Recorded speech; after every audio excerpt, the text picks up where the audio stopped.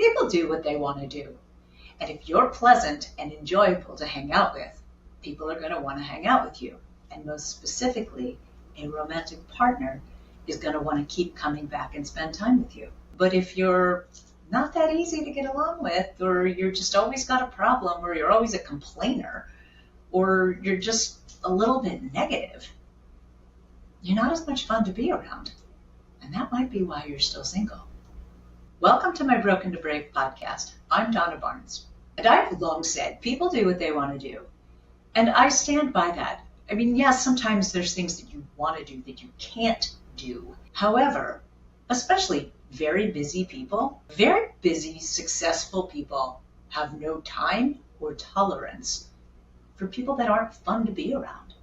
Really, was what it comes down to. And by fun, that doesn't mean you have to be the life of the party. It just means you can't be the bummer of the party.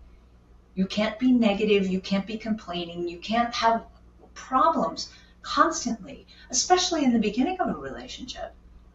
A partner is supposed to be the safe place to land, where the first person you want to talk to about everything that's going on in your life. And now that's not to say that you can't lean on somebody if you've got a real heavy thing going on, but you just don't want to be a burden in a negative way to somebody that you're trying to be endeared to you. I felt like this was worth talking about because I coach a lot of people, especially in the beginning of relationships, who come to me because they're just really frustrated about something and they're giving their partner a hard time about it. And now their partner has pulled back from them and they're wondering how they can get the relationship back. And I think it's really hard to come back from that. Once you show people who you are, that's who they think you are. So you have to be really careful about, especially in the beginning of a relationship, being who you genuinely are.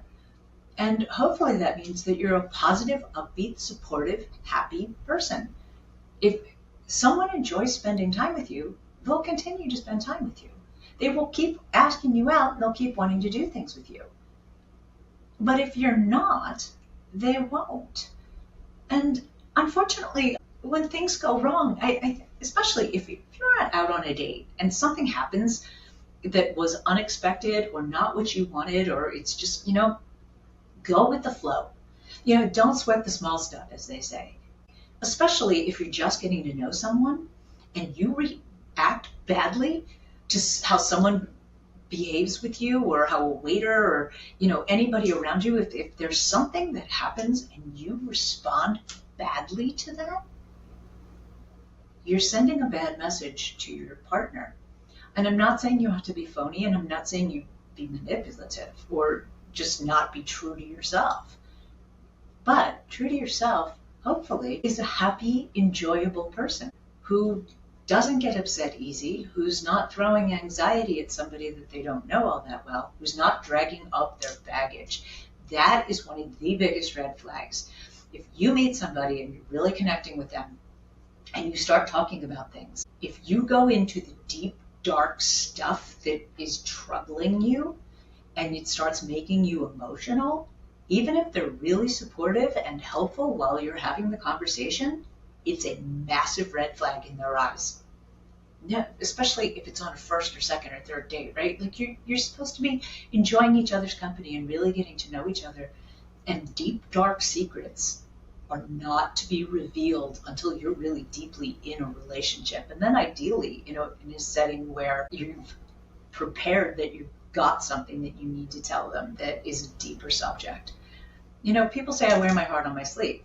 That's different than airing all your dirty laundry on your sleeve. Deeper stuff that's really emotional, that is stuff that you're working through or trauma that you've had in your past, should be kept tight to your person, right? You shouldn't reveal that easily because trust needs to be earned. Obviously, you can give somebody the benefit of the doubt, but trust needs to be earned. And until you really know who somebody is, don't trust them with all of your deep personal baggage, really. Because instead of being endearing, it's most likely a massive red flag that you're waving, saying that you're unstable, you haven't worked through your stuff. And I'll tell you, hurt people hurt people. That is 100% the truth. People that have not healed their childhood wounds, or they're not over their past relationship and they're still wounded, will hurt you.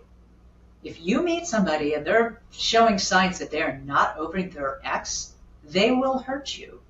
And honestly, if you're that person, you're going to hurt the person that you're with. I mean, they say the quickest way to get over somebody is to get under somebody else, but that's not fair to the somebody else if they really like you and you're really not available because you're pining over somebody that broke your heart and that you can't have and you haven't healed yet.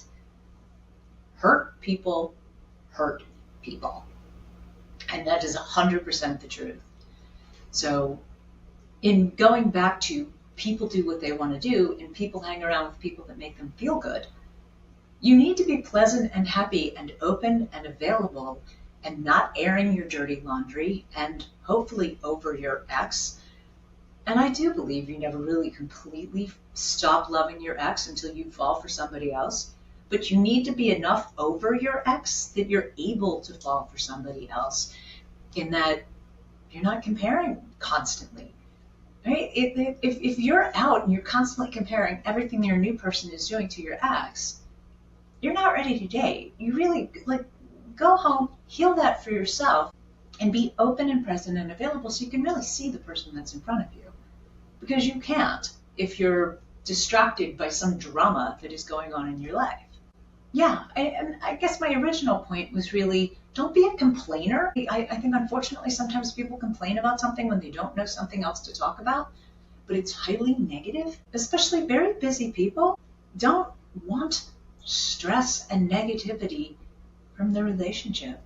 The relationship is supposed to be a soft place to land where they can feel really good about taking a break from the world around them and really being that safe landing spot that makes you feel really good about yourself, that makes you feel better than the stress of the day.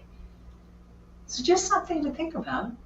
If you're in the beginning of a relationship, less is more when it comes to talking about really deep, dark stuff.